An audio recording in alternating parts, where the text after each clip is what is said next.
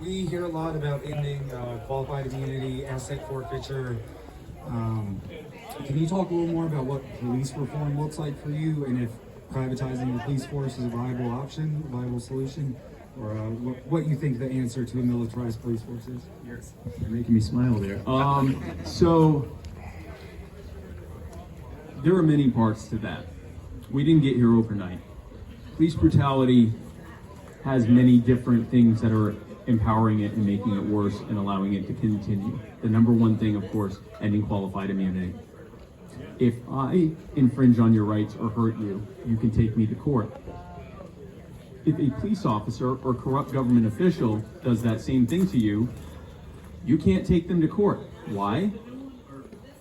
Just because of qualified immunity. Qualified immunity is the absurd legal doctrine that if the officer who is potentially being sued thinks what they did was reasonable, they don't get in trouble for it. Imagine if you could go to court and say, Your Honor, I know that I'm being accused of murder and all that, but I think what I did was perfectly reasonable.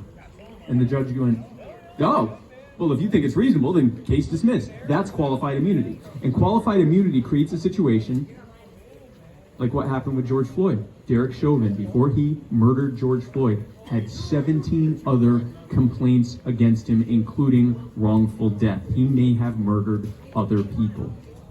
And when the Minneapolis Police Department looked at Derek Chauvin, they made the same cost-benefit analysis that police departments and government agencies make around this country when they encounter the bad apples in their proverbial bunch. They looked at him and said, wow, this cop is bad. He is a bad cop. But if we try to get rid of him, we're going to have to fight the police unions, and it's going to cost us a fortune, and there's no guarantee we'll be able to get rid of him. And thanks to qualified immunity, it doesn't cost us anything to keep him on the force because he and we cannot be sued. So we'll just keep him on the force, and eventually he'll probably end up killing someone and put in jail, and then we can get rid of him.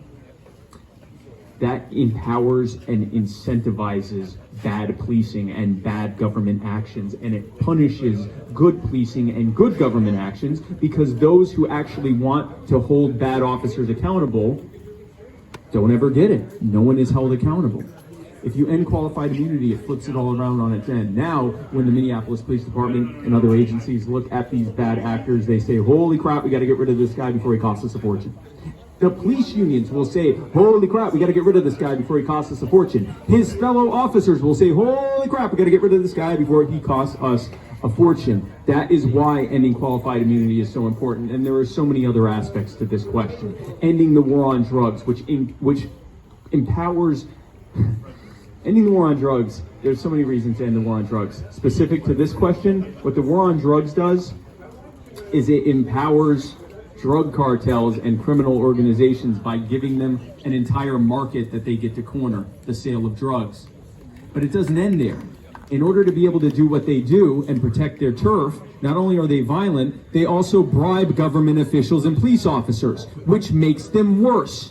So it leads to even more corruption. It leads to even more brutality. So that's yet another reason to end the war on drugs. We have to end civil asset forfeiture, which is where the government robs people who have been accused of a crime before trial and uses that money to pay for their prosecution, which, by the way, is a blatant violation of your right, the presumption of innocence and the ability to use your property to pay for your defense. And if by some miracle you are found not guilty or have the charges dropped, you then have to go to court and pay money you don't have because it was taken from you to fight for your stuff back, even though it was just proven in court that they never should have taken it in the first place. Anyone want to take a wild stab at who was the architect for civil asset forfeiture? Joe Biden.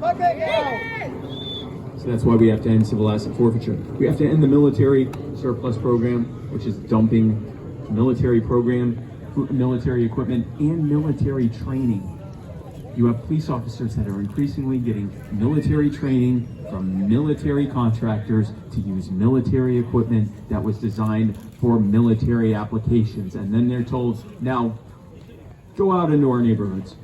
All of these things have to end, and many more. We have to end mandatory minimum sentencing. We have to end no-knock raids.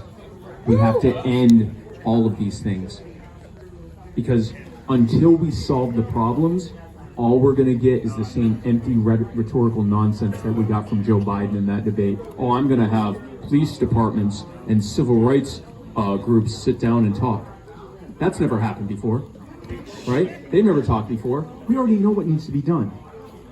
Do you know why he didn't say what needed to be done?